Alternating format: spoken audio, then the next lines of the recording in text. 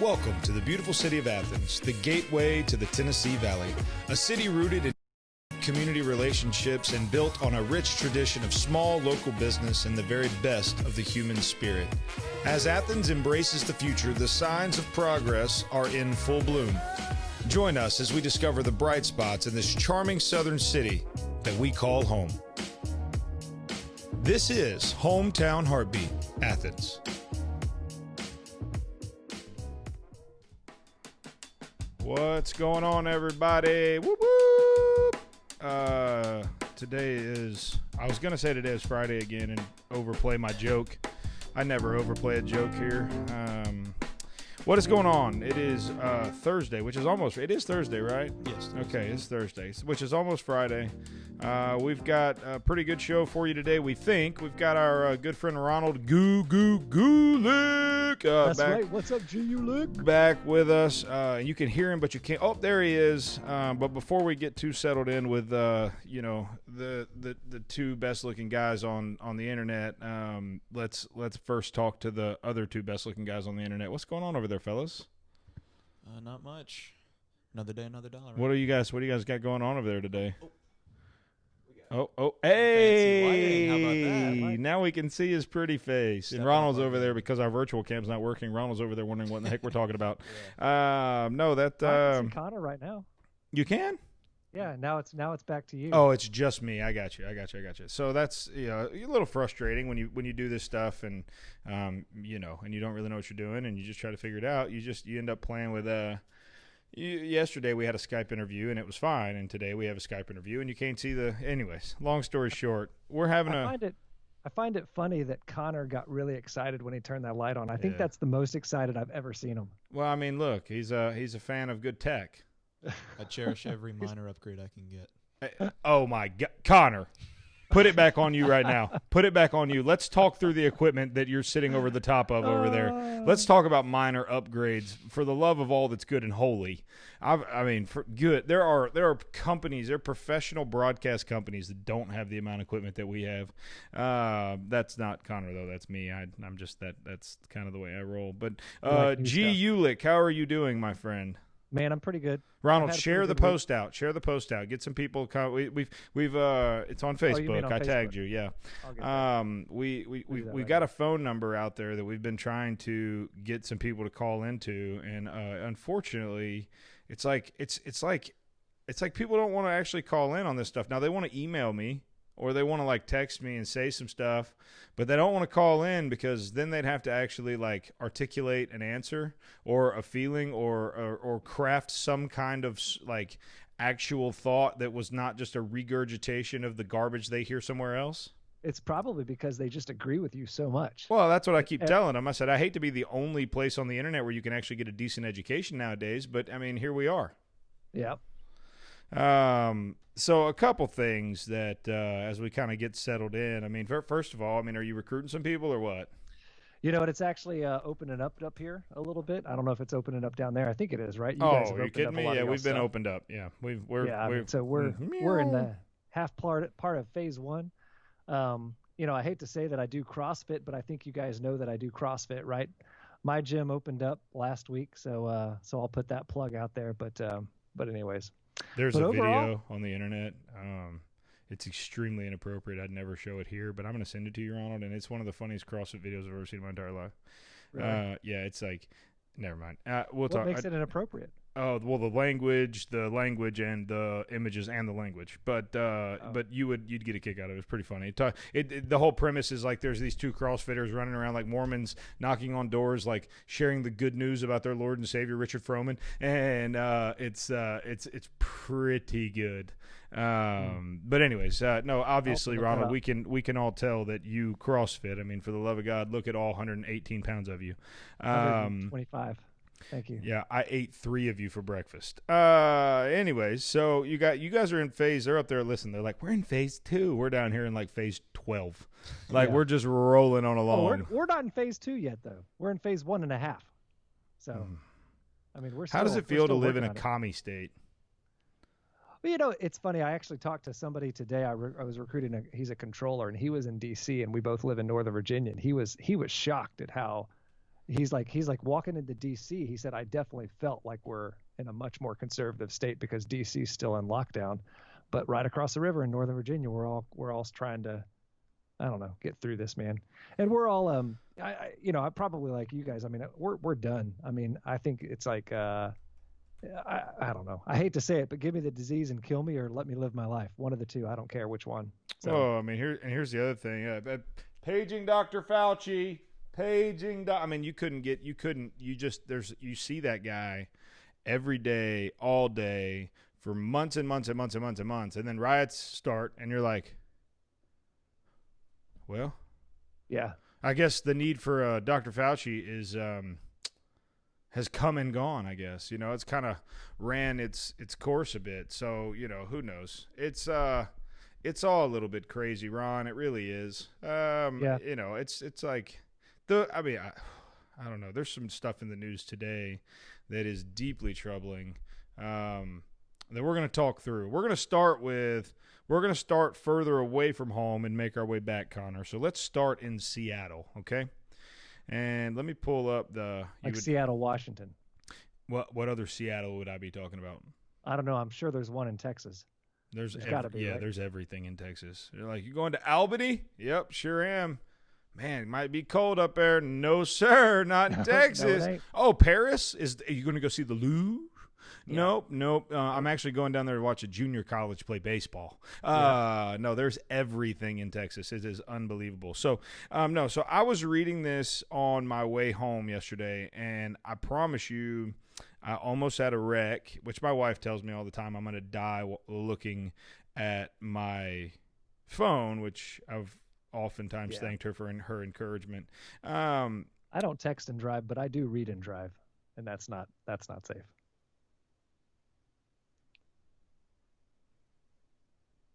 I don't smoke cigarettes, but I dip and smoke a lot of cigars. That's what I'm saying, man. Yeah, no, I got Still you. not safe. So, essentially, this is not the right article. Can you drop me the article you have? Can you airdrop me that real fast, that article you have over there? Basically, yeah, by the way, Connor, you're right. That looks fantastic. The autonomous zone in Seattle. Oh, that's the one I'm looking at. That's not the one I want. Let me find another one. Basically, there's a 5 square block area in Seattle, Washington, and it is called the Capitol Hill Free Autonomous Zone. Here it is, Capitol Hill Autonomous Zone. And essentially, what has happened, Seattle protesters have cordoned off 5 blocks and have basically said, don't come in or out. This space is now property of the Seattle people. Okay? Are you hearing me, by the way? I'm listening. Yeah. No, that's how I could. I mean, I couldn't deal with it either. So,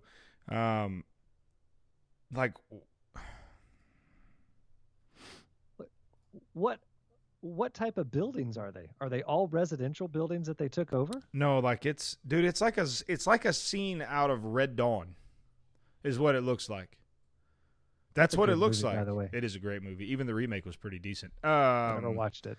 The remake was pretty decent. Here, there you go. Well, you can't see that, Ronald. You are now entering the free Capitol Hill Autonomous Zone, and essentially, they basically took it over. The police have been pulled out, okay, and they're saying they've taken their community back. And now it's just, I guess, it's like the Occupy movement, but like way worse. But what's their final goal? That's what I'm trying to get to here. I can't imagine. No, I'm trying. No. Wait till I get. When you would think I would have actually pulled the article up before I got in here, but there's a list of demands that have been made that will articulate very clearly. Let's see, demands. There it is. It kind of reminds me of the time that the American Indians took over Alcatraz Island. What was that, in the 60s or 70s? Wait, what was it? Say that again. I think it was the American Indians, like a group of American Indians took over the Alcatraz Island and kind of coined it. I don't remember what they called it, but they basically said it was a safe haven for, I think it was Indians, like American Indians, like just of that heritage. Huh. You don't remember that? No, I don't. Local governance. Hold on. Local governance in the zone is decentralized with the goal of creating a neighborhood beyond policing. There are many posted demands, including rent control, degentrification, Oh yeah, we're gonna police dive. abolition or defunding, funding community health, and dropping charges against protesters. No, we're gonna dive into the demands. But Connor, pull the article up on Fox News has one, and don't get me wrong, Fox News is not my prime go-to source, but on this one, they have a pretty decent. They have a pretty decent rundown with some pictures that I really want to get on the screen because it's funny. The police the police precinct is actually in the autonomous zone. Yeah. So here's how do they get in and out? Yeah, I don't know, dude. I don't know. I'm trying to find this list of what the H. This. Why is this not this? Oh my gosh! I thought this was the one with the list, but it doesn't have the list. This one doesn't have the list. I'm gonna find the list, and I don't care how long it takes me to find it. I want this list. Well, I can't wait for you to get it. I know. Here we go. One. Here we go. All right. Connor, this is from the WashingtonExaminer.com. In case you want to have this on standby. 1. The Seattle Police Department and attached court system are beyond reform. We do not request reform. We demand abolition.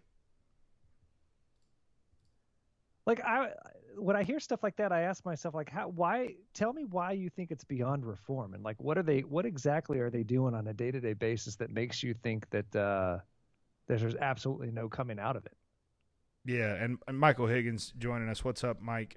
Good to have you. Thanks for stopping in, man. First of all, or second of all, we need to come up with a name for the listeners of the show that are like the Deadheads, or like I love the Zachites, the Zacharites, or I don't know, the Walkerites, the Hometowners. I don't know, the Heartbeaters. I don't know. Anyways, could just be like the Walkers, or like the Hardy Home. Anyways, number 2. In the transitionary period between now and the dismantlement of the Seattle Police, which I guess we're now assuming because we've demanded it is going to be abolished, we demand that the use of armed force be banned entirely, except for us, because we're going to keep our guns and do what we want. They didn't say that last part, but I added it for those of you that are too stupid to know what they're trying to say. I'm gonna read this to you from their perspective, and then I'm also gonna tell you what they actually like. I'm like a translator, man. I didn't know. I'm bilingual. I speak stupid. Do they carry guns though? Mm-hmm. They do. Okay. Well, yeah. I don't know, man. I'm trying to figure. To tell you the truth, I'm trying to figure these guys out because I think a big part of our problem is just the fact that we cannot communicate. Like, well, it's because they won't. It's because they won't communicate. They don't. No, they don't want to. That's a problem. They don't want to communicate, and they don't want to be communicated with. They want to dictate terms and be the end all be all of. I mean, anyways. Number 3. You can get me going. We demand an end to the school to prison pipeline and the abolition of youth jails. Get kids out of prison and get cops out of schools. Are you kidding me? So wait a minute. Hey, stupid. You want to scream bloody heck every time there's a school shooting, and you want to take the good guys out of the equation and then just leave. Well, I mean, are you? Number 4, we demand that not the city government nor the state government, but that the federal government use your taxpayer dollars and squander them, launching a full-scale investigation into past and current cases of police brutality in Seattle and Washington, as well as reopening of all closed cases reported to the Office of Police Accountability. So every single person who's ever said that cop hit me, or that cop looked at my boobs, or whatever, every single one of those is going to be reopened.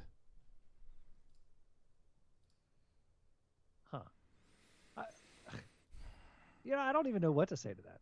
Like, I mean, I want cops to be held accountable. I mean, just like the next guy, I guess, right? I mean, to a certain degree, but I also agree with what was the New York City cop that had that impassioned speech? What was it? Yesterday the New Tuesday? York cop boss. Yeah, he was good. Yeah, I mean, he was good. I mean, and that's the thing is that I was having a conversation with somebody on Facebook. That's my first problem, right? I get that, but yeah, it was a good conversation, or it was a decent conversation. And towards the end, and she's a 20-something, I would say mid-20s. Not that I mean, we all know that as we grow older, we start to realize that there's a lot of stuff we don't know, right? Sure. But towards the end of the conversation, she said, what did she say? She said, I don't want to continue this conversation anymore, but I really feel like you're saying racism isn't wrong. And that's the type of thing where I just kind of bowed out and I said, you know what? I'm sorry that you think that I'm saying that. I didn't say that at all. I never said that. In none of my posts did I ever say racism was wrong. And that's the problem is, I mean, we're really, like, we talk about love all the time, but we're really not willing to listen.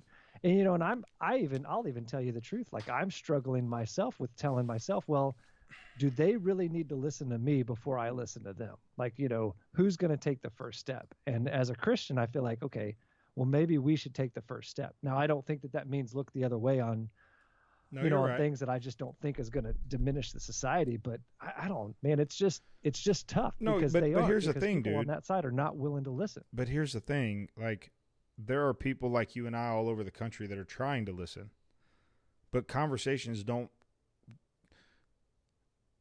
There are a lot of people. I heard a really great question posed this morning that kind of dives into the heart of this, and it was where does all the money that gets raised on Black Lives Matter, the website, where does all that money end up going? Is there some kind of accountability or some kind of money trail that we could follow that would show us where the money that gets raised on BLM goes? Because if you want to get to the heart of anybody, you'll follow their wallet, right? I mean, you will.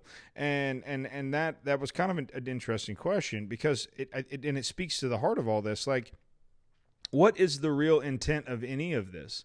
And I posed this question to my wife last night, and I said, like, Chicago saw its deadliest weekend in 100 years. Like, 18 people were murdered in 24 hours, most of them black, murdered by black people. And my question is, do those, like, hear me. Like, if you're listening to this, hear me. Black Lives Matter. You're hearing me say that. You're not hearing me say all lives matter. You're not hearing me say anything other than I agree with you and Black Lives Matter, okay? You got me? Are you tracking? So before you send the email, just stop. But do all Black Lives matter? Or do just the ones that get press and media attention matter?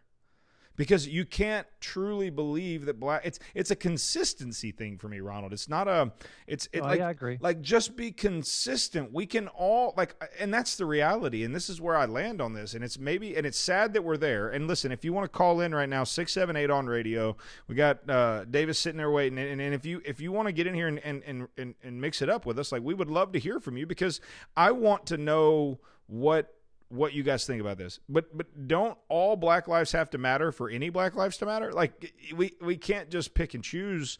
Like, George Floyd have you ever looked at his rap sheet by chance? And again, I'm not by any stretch, and I know this is a dangerous road to go down, and so I'm not gonna like spend a ton of time there. But if you'll look at his rap sheet, like, he had just come out of serving some time for a pretty heinous crime. Now, did that mean he deserved to die? By no means. But the police captain that retired in St. Louis and spent 28 years serving his black community and brothers and sisters, that was gunned down in the street by a black man, does his life not matter? Well, or all the 75% of black babies that are born to unwed mothers is the statistic I heard. And I hate throwing out statistics because I don't know that all statistics are 100% true. Well, and it's also really hard to say statistic. And yeah, definitely. But no, that's all the stuff that I think about. And to me, the problem is that not nobody, but if you're on that side, it's like one talking point or a couple of talking points, and that's it. And if you deviate from those talking points, you're a racist. No, that's right. And And I'm just like, again, I agree with you. It's like, if you want me to say Black Lives Matter, I will continue to look into my heart and continue to try to figure out a way to work with you and to love you. But part of loving you is also calling you out on your shit. And if you're not, if you're not willing There to he is. if you're not willing to admit what that is, then you're not going to get things better. Like, I just don't understand why people think that it's all one-sided on this problem. Yeah. Like, we're not going to get better as a culture by taking down Confederate flags and ripping down the Robert E. Lee statues. I could care less about statues. Like, I could care less about flags. Flags don't make you racist. And to me, I had this conversation with a buddy today. It's like, if you want to rip down the Confederate flag, if NASCAR wants to take it out of their NASCAR, that's perfectly fine. Sure. NASCAR can make their own damn decisions, right? Absolutely. But it's like, if you're going to say that the Confederate flag is more racist than the United States flag, I'm just like, I just don't know what to do with that, because it's like, I struggle with the whole flag thing, and I'll tell you why. I think you said it. I mean, a flag in and of itself can't be inherently racist. An inanimate object has no feelings. It cannot be. Now, it can be a symbol of, it can be whatever. And so I'm willing to go to, I'm willing to meet you at, let's take the Confederate flag down. If that's what it, again, I mean, how many times have we talked about this? Like, I have things in my life that are, to me, as a Christian and as a conservative and as a political person, whatever, that are I'm immovable on, right? Like, I'm not going to be moved. The flag is not one of them. The American flag is absolutely one of them. But the Confederate flag, it doesn't do anything for me. I mean, it's a symbol of history. But I also think that if that's the case, that every German flag or swastika, or I mean, there's so many things that we have to whitewash. And again, it goes back to the core of the issue. And I think where you and I would struggle if we tried to get into a conversation like this is because it doesn't. What people are saying and what they mean are not the same. And the heart of the issue doesn't really matter. The heart of the issue is not the flag. It's not the monument. It's the fact that black people across this country feel marginalized and systemically targeted by white people. And maybe you've, as a black man or woman in this country, you've had that experience or whatever. I've not. And so I will never, I've said it 100 times. I've grown up in the majority my entire life. And so I will never minimalize or whatever, minimalize, that's a new word, minimize or downplay your experience in this country. But what I will do, however, is look, it goes back to, and I think I'm demonstrating consistency here. And as we get started and this platform is going and growing, like, I want to establish certain baseline points, because a year from now, we'll look back at this and we'll say, look, a year from now when 6 people actually listen instead of 3, and we've doubled our audience. So I'm kidding. But a year from now, we'll look back at this and we'll say, oh, okay, baseline. There was a marker. Like, I'm handling this the same way I handled the coronavirus. When we came into that pandemic and we addressed that together, people, do you know what I said? I said, follow the science. Where's the science? Show me the science, and I will absolutely go there with you. Okay. Listen, BLM movement.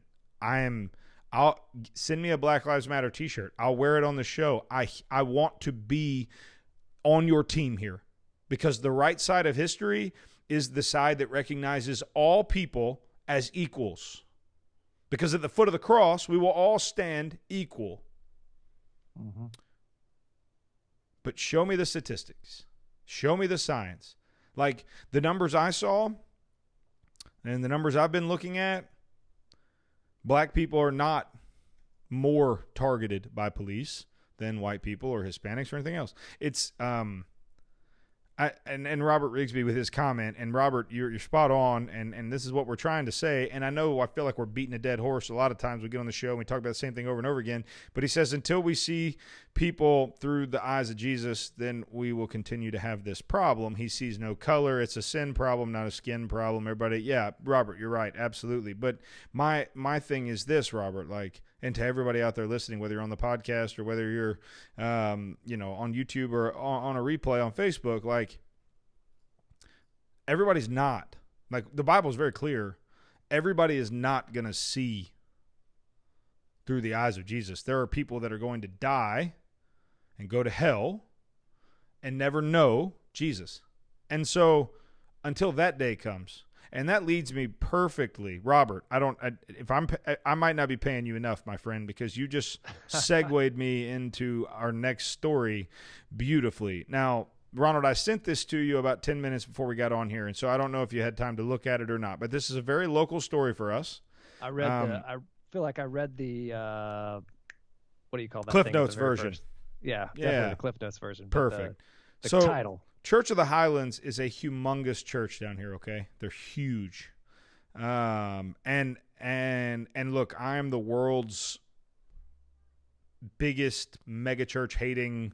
Like, look, I'm a Church of Christ in my past, right? The idea of a mega church is like, I still really struggle with, like, man, there's really, I don't know, the legalism in me really just jumps out, and it's like, there's no need for all that, or there's no, it's wasting of, and so I've struggled with that for my entire walk with Christ, and I will tell you, Ronald, that you're not here in our area. The way that Church of Highlands goes about their ministry is something that I would absolutely say they're theologically, biblically sound from what I've seen. From what I've seen, they teach God's word the way that I would have no problem coming under one of the pastors there and being discipled, because I feel that what they do publicly and what I've been able to find about them publicly is biblically sound, solid teaching. Okay, so there's that. Secondly, they're humongous, right? They have a tremendous reach here. They have a heart for people in communities that have less and mostly blacks and minorities, and they do tons of great things all over the state of Alabama and the world. Okay,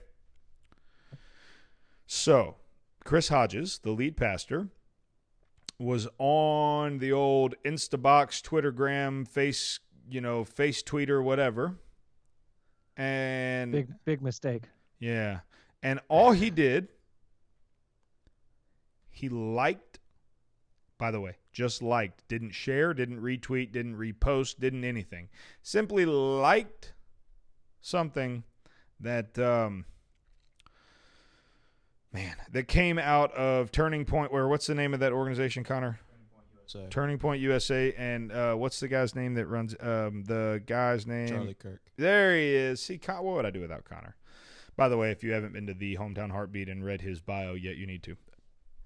So Charlie Kirk put out and by the way, the article I'm reading says pro-Trump website of Charlie Kirk. By the way, just for all you idiots out there that'll believe that, and there's lots of you, Turning Point is not a pro-Trump organization, is not an organization that was designed or built for Trump. I know that but if you're not against Trump, bingo, you're for Trump. Bingo. If you have conservative Christian values, you're a pro-Trump person, apparently.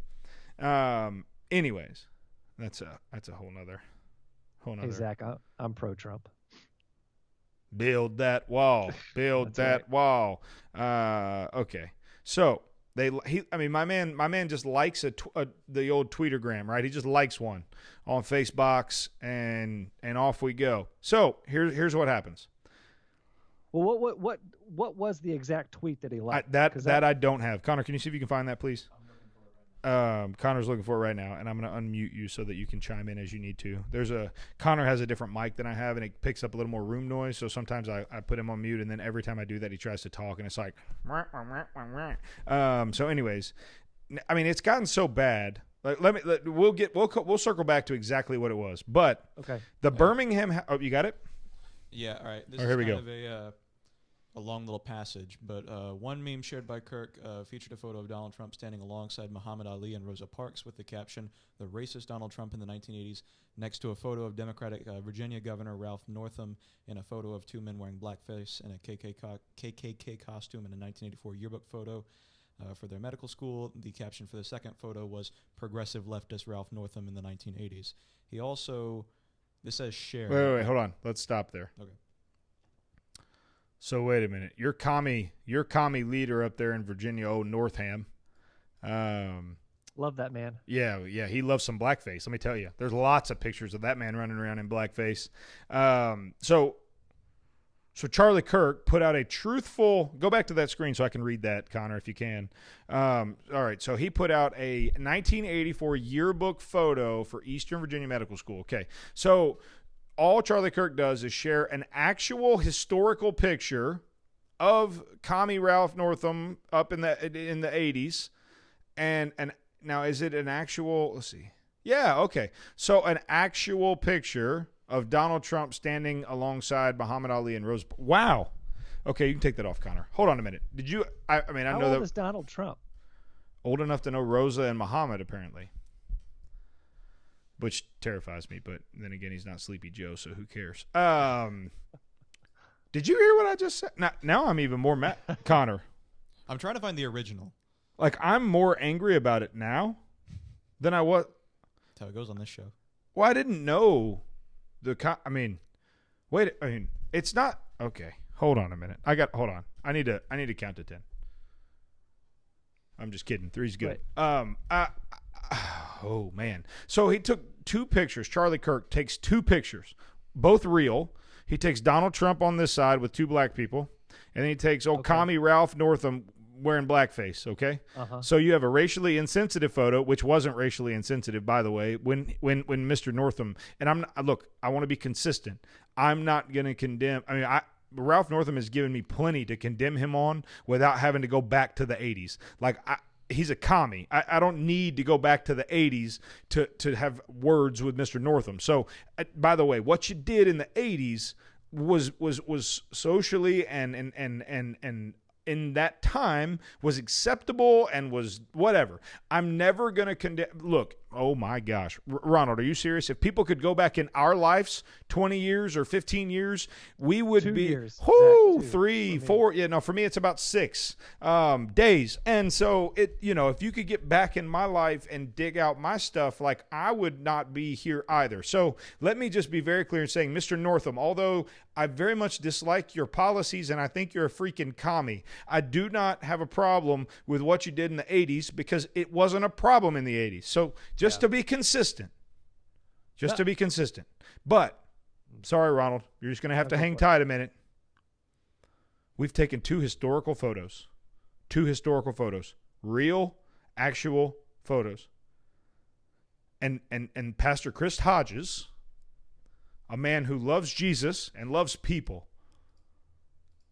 merely clicked his mouse button one time and liked those photos.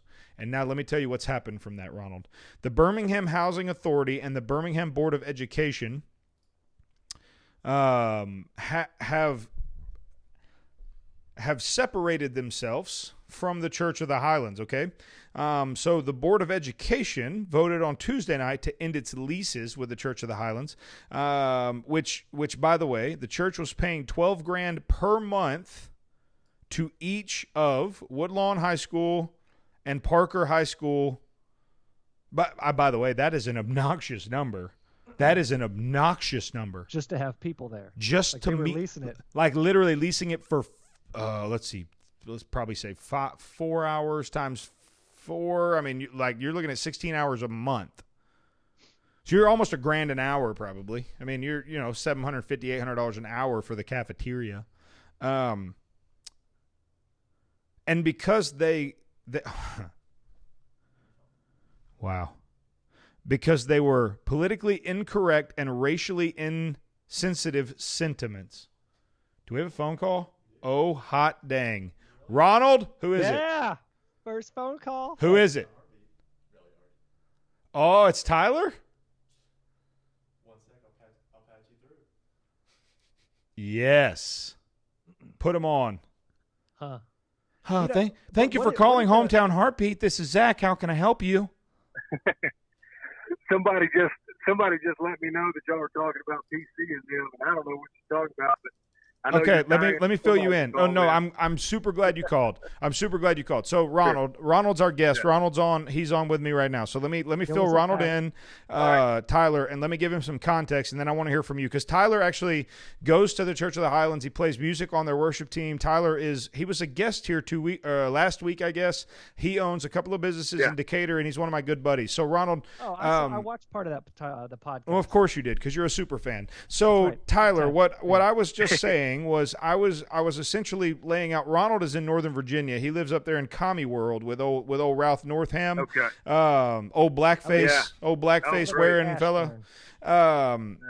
And so that wasn't recently though, was it? No, it was in the 80s. No, we gave him a pass. We gave him a pass. We said we can't condemn folks for what they did back. I mean, for the love of God, if people could get into my past, I'd be screwed. I'm glad I didn't have Facebook way back when. No, hallelujah! I got it when I got to college, and I didn't really get involved in it much till freaking I was an adult. Praise Jesus for that. But no. Yeah. So here's where we're at. So essentially, I just laid out exactly what Pastor Hodges liked, and I also started by saying that Pastor Chris Hodges, while I don't know him personally, I know many people who do know him personally, and I believe him to be a man who pursues God and pursues obedience in pastoring one of the largest churches in the country, but certainly in the Southeast. And so that being said, he liked 2 posts and is now being barred by the Birmingham Housing Authority and the Board of Education. Board of Education, and you're losing 2 locations in which you meet on Sundays. Is that correct? Yeah. From what I understand, yeah. And those agreements are paying $288,000 a year for the school board. And so essentially, a politically incorrect. Go ahead. Go ahead. No, I was under the thought that it was just a shade under $1 million that they paid the Board of Education for the rentals and the leases, from what I understand. So yeah, I mean that's a pretty large chunk of change. Well, it's $12,000 per month per location. Yeah, it may be a large chunk of change for you guys down in Alabama, but us guys. Shut up, Ronald. Ronald's getting muted for 5 seconds. He's on a 5-second timeout. Go ahead, Tyler. No, I just, but it, yeah. So yeah, that's what you're talking about then. So you're saying that. I know you're probably ticked off, aren't you? Oh my! Well, I wasn't as mad. I was mad, but I wasn't as mad until I actually I didn't know the actual content that he had liked. I was mad that I mean look, cancel culture, for the love of God. Lady Antebellum changed the name of their band today because Antebellum apparently has something to do with slavery. By the way, their new name, Lady A. What the heck does A stand for? I don't know. Antebellum. Yeah, thank you. And so yeah, I mean I was mad. I was madder than a hornet, and then I found out that all he did was by the way, real pictures, not a cartoon, not something that was fake. Sure. It was real pictures of Donald Trump with 2 black people and old Commie Northam acting like he's black. And he liked those 2 pictures. And that, I mean, the cancel culture is just something that the mob cannot be allowed to rule the country because we, as Americans, we live in a land of laws and order and rule of law. And if we're going to allow the cancel culture to, I mean, and here's the crazy thing, Ronald, I don't know, I say that, I know you haven't heard. I heard it on Rick and Bubba this morning. Church of the Highlands has decided to continue paying the money, even though they're not allowed to be in the space because they feel like they want to continue their outreach in those communities. Yeah. I mean, you look at the demographic of those communities, Zach, right? Black. Yeah. And we've been back and forth. I'm actually headed over to the the Huntsville campus tonight as we start back with getting back to this normal of trying to get back into the church. But my heart has just hurt for that guy, for our pastor, and for Chris, just because number one, we've seen it. We did a Saturday morning prayer after this. I think 2 weeks ago. We have a Saturday morning prayer at 9:00. Every Saturday, and he had Mayo Soul, who is Mayo's the pastor at Woodlawn, kind of did the prayer service 2 weeks ago, and just to see 2 men and a lot of the other pastors at the church stand up there, just almost weeping because of what's going on.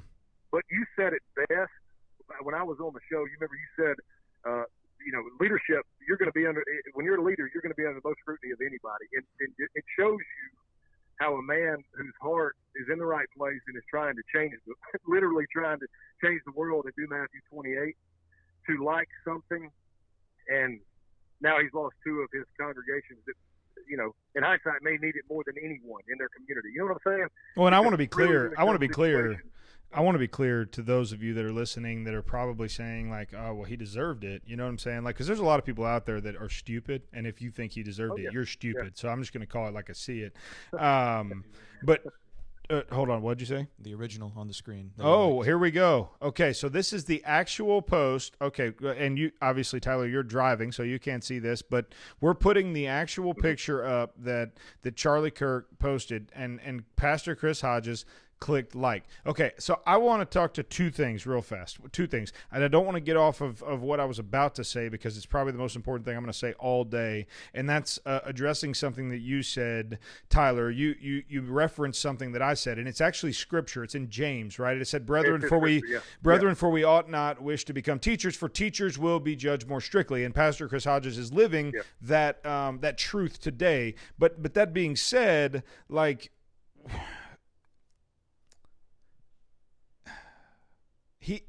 he didn't lose anything. I just want to be clear.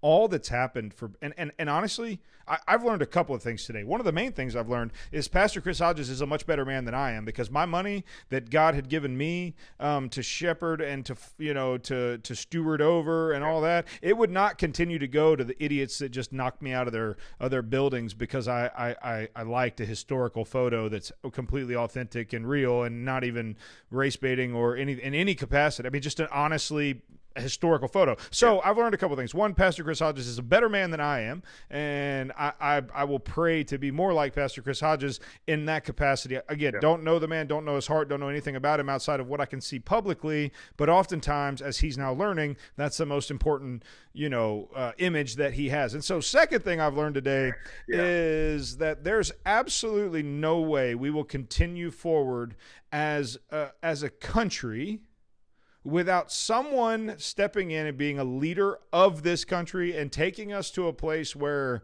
all of this stuff can be dealt with, because it's starting to become so clear that the ideas and the agendas of those who would wish to see the republic harmed and or disbanded even or transformed away from its original constitutionally defined purpose. Those ideas and I don't know, like I said, we're headed there. We're headed there. Like, it's you're living in a world where your social media posts now dictate discrimination. Does that make sense? Tyler, I don't know if I can live in this world, and I certainly don't want my son. Like, my son's 4. Yeah. Well, we shouldn't have to live in that world. I think that kind of gets into the point. That's like, right, hey, Zach, have you ever called your wife a name? Oh, one time. I mean, I dropped the B word on my wife. I mean, this is before Jesus, okay? This is before Jesus. Well, so I just want to be real clear. Jesus. Before Jesus, I dropped the B word on my wife, and I was informed authoritatively that if that ever happened again, I would never produce an heir. Yeah. I asked that because I don't know why. This week it dawned on me. I've called my wife the B word a couple of times, right? And it's in the heat of an argument. It's when she does something to me that I just feel is. By the way, Ronald, your wife is currently watching. I just wanted to let you know. No, she's not. I promise. I swear on my life. Aaron Kennedy Gulick joined. Aaron, by the way, I said nothing. I said nothing bad. I was complimentary, and I think you're beautiful and awesome, and I love you. And Ronald's so lucky to have you. But by the way, Ronald, go ahead and continue. Yeah. No, Zach, I forgot what I was going to say. No, seriously though, I've called my wife, a B word once or twice in our relationship, and it's when she says something that's that I feel it in her, what she's doing is so selfish, but I'm also being super selfish, and I look at some of these situations, and that's exactly how I feel. It's like, do you not understand the human nature of where we're at? Like, it's like, when we get into these arguments, it's like, of course we're going to say something stupid. Of course we're going to say something that we probably will regret the next day. Should we get fired from our jobs for it? Should we get reprimanded? Because we all do it. And that's the thing that I don't get. It's just like, how are you saying that you're so perfect that somebody can't like a post, that you don't agree with, it kind of goes back to the Coopers, the Cooper versus Cooper back in the Central Park in New York. Yep. She got fired from her job. Yep. I mean, I just look at that situation, and I mean, I know that we talked about this. Was on that the the show, dog but lady? I don't. Yeah, that's a racist dog lady. And in all fairness, I mean, she did act a little crazy. Yeah. But Going back to my point though, when he started filming her, think about when you're in an interaction, any interaction, when somebody kind of gets to you and gets under your skin, are you going to be super nice to them? Probably not. I'm not saying that what she did was right. Should she get fired from her job? Probably not. Did you also see the Hispanic lady in the convenience store recently? No, but I do want to be real clear about one thing real fast. Like, sure. For all of you folks that are walking your dog, and you see a man bird watching, and he's got binoculars and flip-flops on, and he really truly fits the profile of a actual bird watcher, I just want to be really clear. You have absolutely nothing to worry about regardless of the color of his skin. He's a bird watcher. He means no harm to anybody. Probably not married. He's a bird watcher, okay? Let the man watch his birds in peace. He's not going to hurt a fly, okay? A man that'll sit and watch a hummingbird, not going to hurt anybody. Just to be clear. Ronald, continue. But even with that statement, Zach, I mean, he walked up to her. If I read the story right, but anyways, there was another thing that happened in I can't remember where it was, but it was a convenience store owner. She was probably in the South, bunch of racist folks. Probably, but she was a convenience store owner, and I don't know how it escalated to this point, but there was a Hispanic lady at the counter buying something, and it escalated. Oh, I did see that. Her husband came out and said she had cognitive disorder. I mean, she dropped some real racist things on this person. Yeah, she did. Yeah, absolutely. She was not kind to this. I had secondhand embarrassment and secondhand racism syndrome kicking in hard. If I was a convenience store owner, there is no chance, I can tell you 100%, that I would never act like that woman did to her. However, if you watch the video, they were both instigating each other. Yeah. They were both being, what I've called my wife a couple times, undeservedly. Undeservedly, I'm sure. Being that. And it's just like, if you don't at least put some credit in the fact that when we get attacked as humans, we hit back. That I don't know. I agree with you. I just don't think that we can be judged on pictures, on statements, on anything that we make that could get caught up on social media, because everything is recorded these days. And if you judge one person, you have to judge everybody, and we would all be fired from our jobs, and we would live in the poorest country in America, in the world. I don't get it. Like, well, here's a comment. I don't know who the judge and jury on that is either. So here's a comment of someone that Tyler, you and I both know. I'm not going to mention the name, but I've seen a specific and I'm trying to be real careful. Specific direction of the tone of post and words and things that are being said, until something happens in a local community or whatever, and then it's, man, you guys know that I'm more than okay with people facing social consequences for exercising their free speech. Let me pause. Let me break that down for anyone who isn't following what I'm saying. Like, basically, I don't mind, like, yes, exercise your free speech, but with that, if hate speech or if whatever else comes from that, there will be consequences. And so as someone who has the right to free speech, we also have the responsibility to understand and be cognizant of the consequences therein. Okay, so that's the first half. Y'all know I'm okay with people facing social consequences for exercising their free speech, but we've got to be careful about the cancel culture.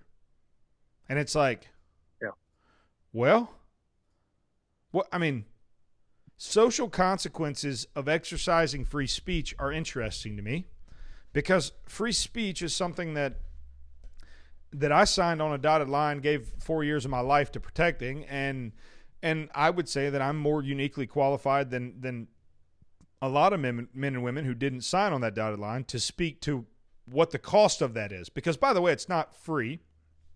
No. And I don't know.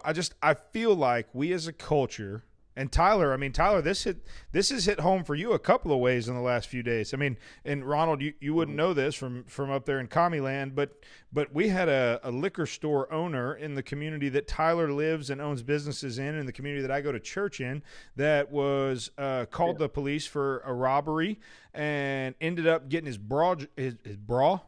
jaw broken by a white police officer. Yeah. And there's a tremendous amount of commentary right now in our local area as to, well, the security camera footage showed one thing, but the body cam footage showed something else. Like body cam footage showed something else, and so like the liquor store, liquor store owner got his jaw broke. Yeah, the owner, the black man, he owned a liquor store. He called the cops. He said, "I'm being robbed."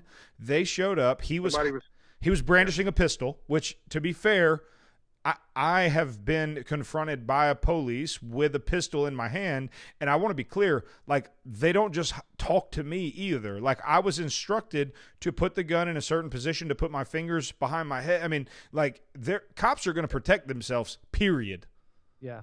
But I mean, this is just something. And I want you to go ahead. I know Kevin. Yeah, I do too. I stopped by a store today. One of the things was this happened back in May, and it's been kind of ongoing, and it reared its head and all that. And bottom line is, this is a horrible situation for everybody involved, I think.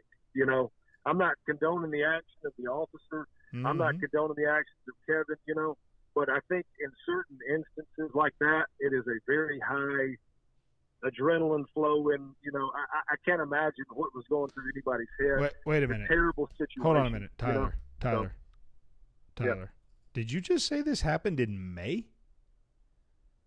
Yeah, it supposedly, I think it happened in May. It wasn't recent. Holy Maria! That was in the press. If you look up the press conference that Chief Allen had on WFS, I think WHT, AFF, all of those guys, he made it very clear that this happened, I think, in May. Now, don't correct me if I'm wrong. Somebody look it up. But I think it happened in May. Well, I feel like an idiot. Now making it. So, yeah. But no, regardless of when it happened, I mean, it goes to show you that why now? I wonder. I guess there was some investigation going on. And finally it made it I bet I can guess why. Came out and all that. Well, I mean, don't assume anything, Zach. No. Look, I'm not saying good, bad, or indifferent. I'm not saying anything about. I mean, again, Kevin and then the cop's name's been released and all that. But look, Kevin, I mean, from what I saw on Facebook, Kevin wasn't the one that even put this out. It came out from, and again, I want to speak. I think a buddy did or something. Boom. Yeah. I want to speak to this. Real clear, and I will assume this. And you know what that does? It makes an ass out of you and me, and I'm okay with that right now, because what happens is an opportunity, a window opens. And those who would wish to either there's an agenda, and we just talked about this. I don't know if it was after or before you called in, Tyler, but the agenda of fill in the blank, somebody. Why did it just happen? Well, if Kevin or his family or his business partners or whatever, if they weren't the ones that put it out, then I would be more than willing to say fill in the blank would be agenda. And that agenda is wide open for all kinds of different, good and bad, by the way. You can have a good agenda, bad agenda. It doesn't have to be bad. I know it gets politicized and destroyed. It's not always a bad thing. But the reason it got put out was if you put it out in March, it's not going to get the traction it's going to get today. Yeah. I mean, am I wrong? Think about it too. No, you're right. But there's, opportunity. Yeah. There's really no morality in opportunity. There's really no. If your agenda can be morally acceptable or culturally irrelevant, but it's still an opportunity to put something out that you want to, kind of either ostracized or critique, or you want to get your point across. I guess. Tyler, can we put that on a shirt? Tyler. Yeah. Yeah. You didn't make. I mean, you sat here next to me for 48 minutes and talked, and there wasn't a single comment that came out as intelligent as the last 14 seconds. Well, maybe you need to not come in. You just need to not come into the studio and just be a call-in, because I can't, Connor, mark that, flag that, go back. I need that written. I need to know exactly what the heck he just said, because that was freaking. I'm gonna put that on the Twitter book later. That's going on the Instagram. That's going on the Insta box. That's your first hometown heartbeat That t-shirt. was that was Otis Nixon in '88 after he made a great play. But I'm kidding. Good But, Lord, Tyler. I hate it. I hate it for our community because of the scrutiny that good people will be under. You probably know the cop. I mean, I know you know the chief. I know you know everybody over there. And again, first of all, I want to be really clear on two things. And then honestly, we've been going for an hour, so we're going to let this thing go pretty quick. But real fast, I want to say two things. One, great Christian men and women make mistakes. And so let's just hypothetically say that any cop, I'm not going to say this cop or that cop or whatever, but any cop in any situation, he makes a mistake. That is something that, as Chris Rock said, we just can't have bad people in that profession, because if it was an airline pilot and he was like, I'm a land sometimes, that would not be acceptable. So we need to weed those people out, those who are unable to handle it. But if you make a mistake as a cop, you can be forgiven, you can be all those things. Now, if your mistake ends in somebody dying or physical harm to somebody, there will be consequence. The Bible's very clear. Yeah. The earthly consequences for our sin, we will have to pay. Ronald and I, and Tyler, I know you too. I mean, I'm not going to put your story on blast, but Ronald and I have talked very openly about ours, and our sin was marital in nature, and this. My wife and I still deal with my decisions to be crazy and stupid on a daily basis. The cost of my sin, earthly, my earthly repercussions, are still very tangible. And so cops can experience those tangible consequences, and hopefully that's what it looks like when we reform a police department, when we reform fill in the blank. Reformation in general means refining, reforming, refitting, whatever. That's not going to be comfortable. Okay? No. So yes, one, great people make bad decisions, and two, there is nothing outside of one thing that you can't come back from when it comes to the only thing that matters, and that's Jesus Christ. And if you have anything in your life that you're like, man, I can't come back from that, let me tell you something, folks, you're wrong, okay? You can. Yeah. Tyler, Ronald, myself, we've all been in that. We can't come back from this spot once or twice. And by the grace of God, we're sitting here talking to you today with a platform, with an opportunity, and with whatever's left in between our ears, right? And so at the end of the day, I'm gonna give you both 15 seconds apiece. Hit it. Drop some wisdom on these people on the way out. Tyler, you're first. Hit them. Well, the only thing I would say, a lot of times the accountability as a Christian is the biggest thing, and some people hide under the guise of their Christianity, which sometimes gives you and me and Ronald and any believer a bad rap because of their actions don't follow the trend of the gospel. So my thing is, there are good people out there that wouldn't consider themselves Christians. They're good people, but they're just not Christians. But what I find is that in these situations, it's just like anything else. I think the leaders in the cream of the crop, they're gonna rise. And then I'm anxious to see the people that step forward in our government and inside our communities. They kind of take the reins on this stuff, because it's going to take a lot of very, very grounded moral people, regardless of their religion, regardless of anything, to kind of step up and go, hey, this is where we've got to go.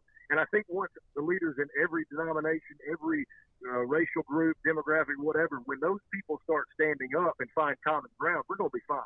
But until we get to that point, I don't think that we're staring down the barrel of a loaded gun, and it's scary.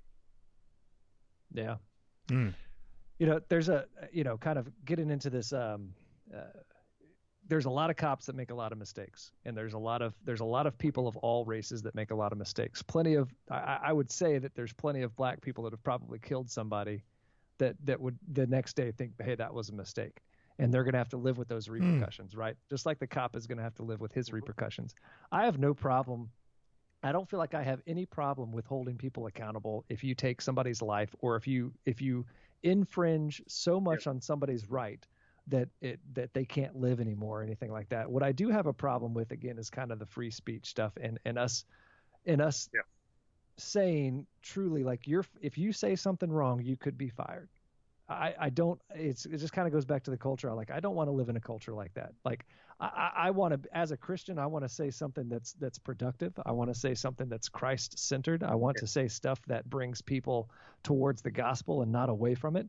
But I'm going to falter, and I know that I've said, I say that's what she said on a probably too consistent basis, and to me, in my mind, I just can't, if you say that, and I don't know, I just feel like we're in a place where it's one-sided, and we're poking in the, in the say of what you're saying is wrong, but what I'm saying is okay.